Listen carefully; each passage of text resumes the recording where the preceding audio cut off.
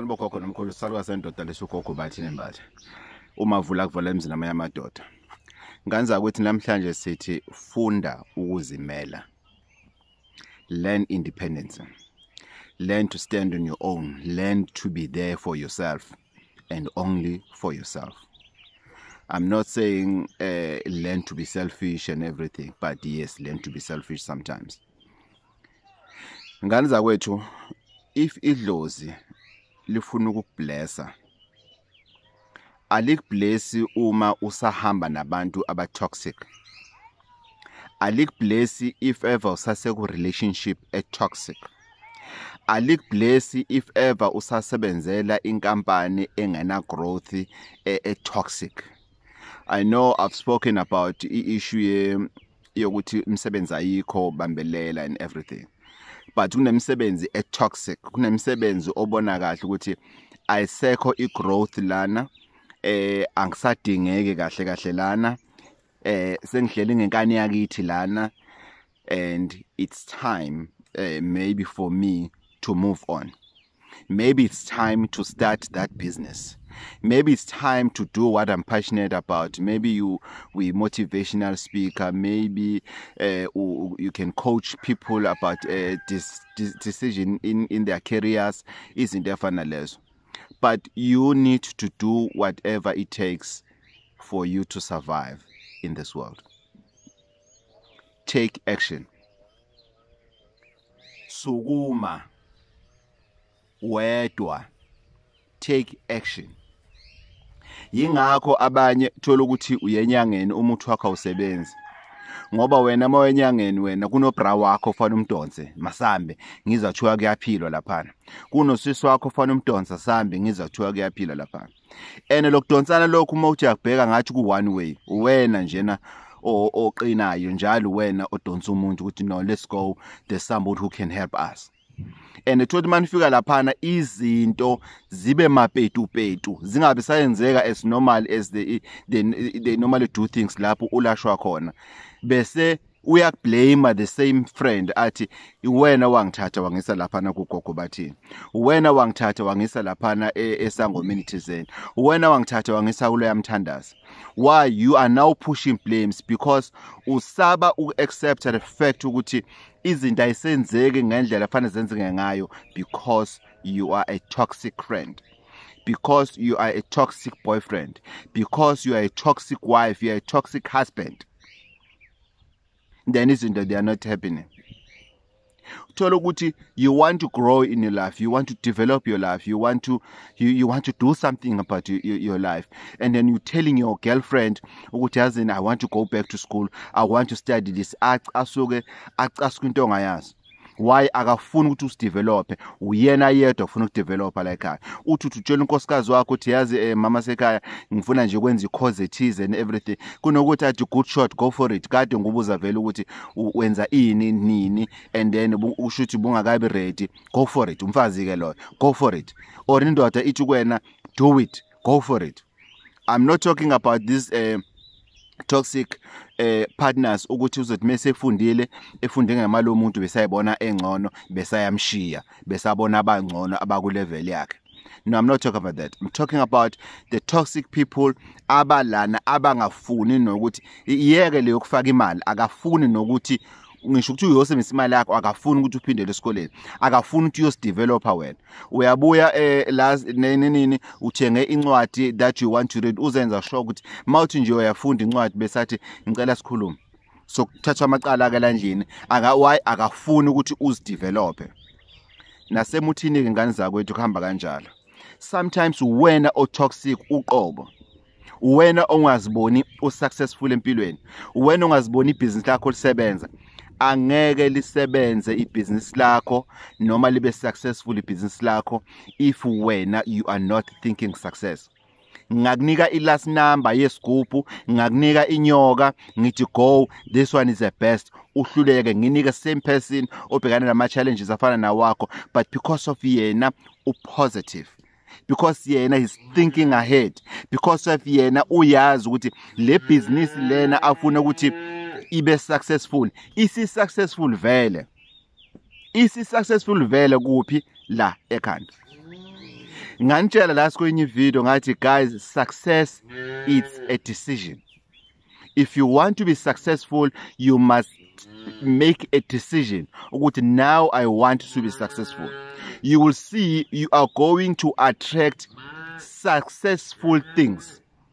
Only and only successful friends. You're going to attract everything that has to do with success.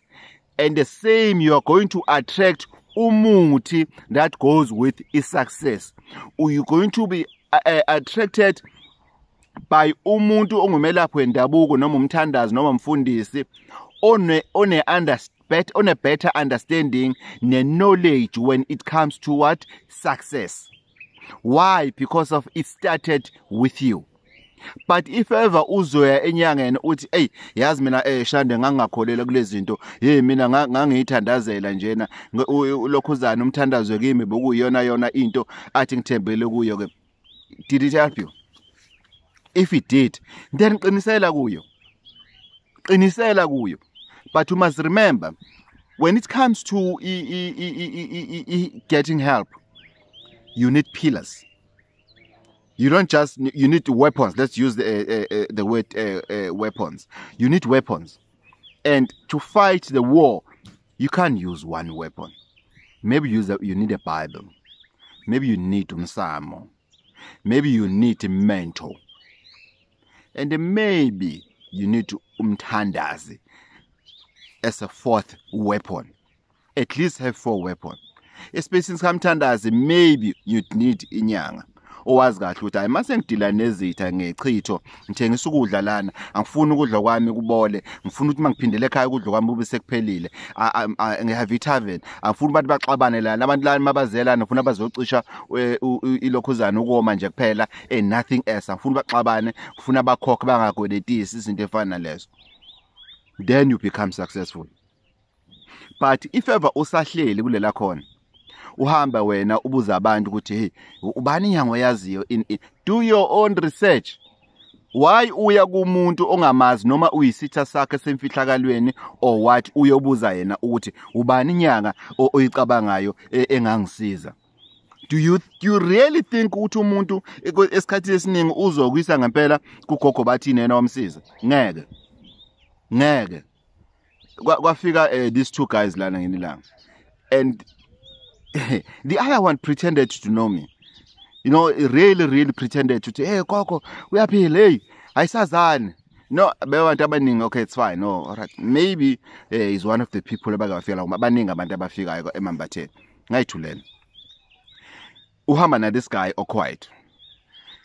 Then this guy angena. Mangena ngithi yazi ngisho ukuthi nihamba ni2 nalobhuti lathi nihlezi na lapha. Uthi hayi yena usaqeda la ekhaya. Ngithi waqedani? Phinde nje kube khona nje into athi hayi angiyeke lento le. Asho ukuthi ayifuna usizo yena ini ufuna ukwenza kanje. Hayi ngimenzele induku zakhe asetshenzwe bahambe. Abuye lo mfosi akahamba yedwa manje. Yena lwathi ngimsebenza. Uthi hey babashando. Kanti umuntu njani? Ngithi yinda. Yazi usibani lo bengihamba naye wafika lana wa pretenda ngimuza sedakiye ukuthi akhona la athola khona lento ayisebenzisayo. Kodwa useletha mina la. Kusho means akafuni ukuthi ngimbithe at his own game. Ngathi umuntu ke loyo. Futhi uhlaniphile ngoba nawe uyaphapha, wena nawe uhamba ubuza abantu izinto fana babe wena uhambe wazi researchela. Ingane zakwethu mina ngiyengisukelana ngiye Mozambique. Alone ngingazi ukuthi ngiyaphi. But ngine idea yento engiyifunayo ngibuye nayo ngoba abakithi bafike bengibonise abantu ukuthi lo ngakhuluma naye, lo ngamthemba, hayi lo inswala boya lo, izinto efana lezo. So this guy ngathi asimiyekeka simsampulele ngoba wenze nami isiphukuphuku. Ngathi ngicela abafana bakuphinda. Athi hayi manje bangicabile nje last week ngathi thola sebenzisa omunye umuthi manje. Ngicela abafana bageze hambe uthola inkukhu uthola lokho. Wangena ehlathini wasetshenzwa umuntu. Wasimama. Yangena ikhumbi yesibili, yangena ikhumbi yesithathu, kuma ngonyaka odwa njalo. Yangena ikhumbi yesine. Wadayisa isikwele athi sikhona kubo esidala wa top up, yangena ikhumbi yesi5. loyana istuck ngamakhumba amathathu njoba bese ka postela lona ke wabuya loya ngo5 2 wathi hey gogo hey ngicela ungisize in ngathi hayi le game yenu ngeke ngidlale le game yenu sorry ngeke ngikwazi ukukusiza ngisiza la umuntu loyo omlethe lana ukuthi ngizomsiza ngicine lapho. So sometimes when you are toxic, don't think ukuthi you are smarter than other people. Kunabantu that are more smarter than you are. Don't think ukuthi wena uhlakaniphile ukudlula wonke umuntu ngoba nakho utoxic. Umuthi awusebenzi ngaleyo ndlela leyo. Guys, good muthi works from the brain. If you believe ukuthi lo muntu lona ufuna ukusebenzela uzokusebenzela. Ngisho kuthiwa la uduye khona bakunike nje umxhamo bayitshela ukuthi badlala ngakho kunabantu nje 99 they are planning it 99 even abantu abasebenzayo uyabathipha ukuthi la ekhaya hayi man ngena nehlathini njena nithole nje noma isahla somphafa umgano nje noma siphi isihlahla nifaka emshini bafana lokhuzana sinikela abantu laba sisithola imali.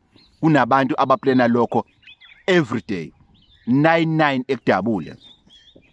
But it's up to you. It's up to you ukuthi mawufika endaweni weza umoya wakho uvuma uvumelana nalomuntu ozokusiza akusize ngempela akunike lokhuzana kholelwa ukuthi ufuna ukusinda yeke lo muntu ukuthi uyasebenza noma usebenza. Activate your mind uyitshene ukuthi I want this to help me to achieve A, B, C, D. Tell your muthi that through your mind. Sometimes ungakwazi nokusebenzisa uzozwa ulokhuzana usungifonela uthi hey wegogo uyazi la muthi angawuthinti nokuthinta sengibiziwe phela bese ungabusawuyeka ngena kuona uthi njobe uya ku-interview nje ngena kuona uhambe ku-interview. That's why now we going with times sekunemithi esikunika yona ngisho kuthiwa uya ku-interview ye-Zoom uzobe usekamereni maba ku-interviewer ukhona umuntu wakhona uzobe ungayanga physically lapha ukhona umuntu wakhona. Ngisho kuthiwa umuntu uyakweleta ufuna imali yakho ngelokhuzana nge-video call uthi mfethu nithenga ngikwenzela i-video call sike sikhulume ukuthi kahle inkinga yakho yini uzokubhadala. Why we go with times. And masifundisana amakhambi singabelaphi bendabuko you go to people that you really trust. Umuntu makakufonela athi wembatha ukuphi ngithi ngikhona ekhaya awuzami ungibona uyishaya imoto lokhuzana enyakatho hlale phansi nekhehla lakho lithi kunomuthi lana kuthiwa ngawushare nawo. Why? If ngabakubo bayazi ukuthi asinankinga nombatha ngoba umbatha why akekho toxic. Sishore ikhambi ngikhipha imali embuzi ikhambi liyakhokhela nganza kwethu. Ngiyangibona abantu athi awungifundisa imithi mahala ikhambi liyakhokhela ngisho imali embuzi hayi baba akwanda mbuye ke ngifone ekhehla lami sengibuye ngohlanganisa umuthi nguteste mina usebenza. Why? I form relationships that are not toxic, relationships that will benefit both mina nalo muntu engine relationship naye. So I'm begging you guys, whatever you do, clean your house first. Don't just nje na wenza izinto nje ngesizathu sokuthi wena ufuna ukwenza izinto enyangeni ngoba nje hey yazi angeke ngikwazi ukuya hey usethekwini mina ngisempangeni hey yazi inyanga yami ikuphi nendawo mina ngikude ubani okude makuwe nenyanga uwena okude ngoba yona ihlala lapho uwena okude and wena ufuna yona uwena ufanele manje wenzeni uyithintithe uhambe enyangeni yakho ufike uhlale phansi enyanga yakho and outline things. Sengivala nganza kwethu le izothusa abantu abaningi. Ngani zakwethu yekani ukuthanda ukuhlola. Ngani zakwethu yekani ukuthanda ukuhlola. Ngani zakwethu ukuhlola won't always give you what is the core problem.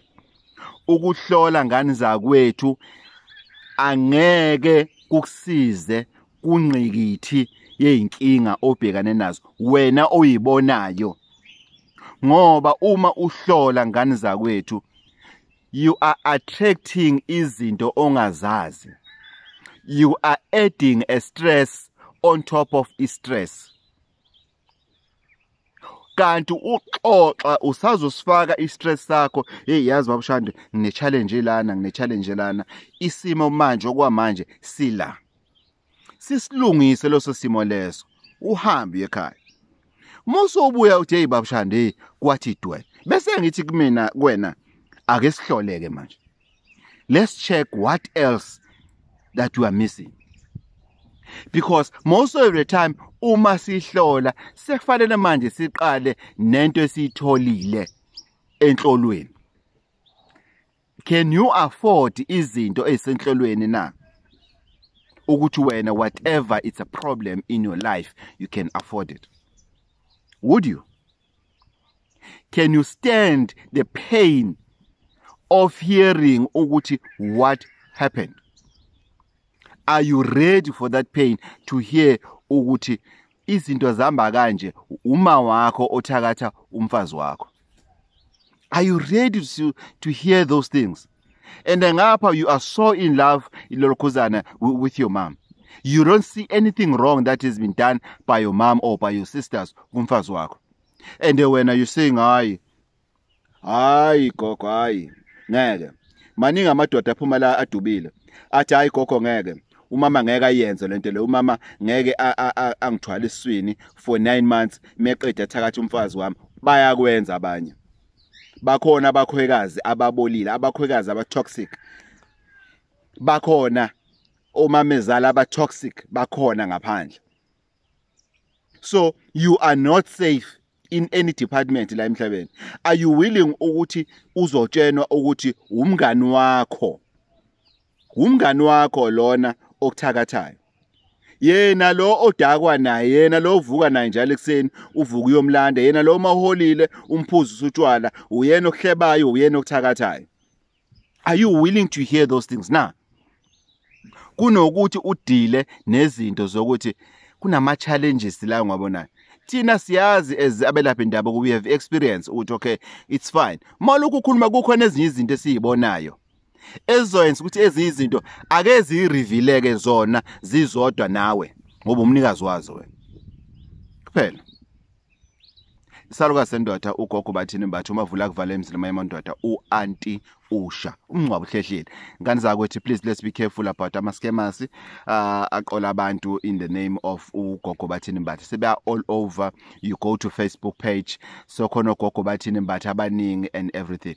Gogo swazi ngani ukuthi wena 035 799 5703 035 799 5703 and then bazokunika ama direction ufika kithi.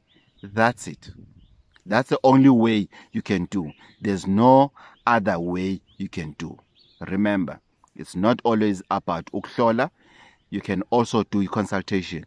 You go to Melaphi Ndabuko, you sit down to Melaphi Ndabuko, bese uyathi ngifuna ukuxoxela ukuthi kwenzakalani empilweni yami. Sometimes inhlolo yakho isuke ithakathiwe.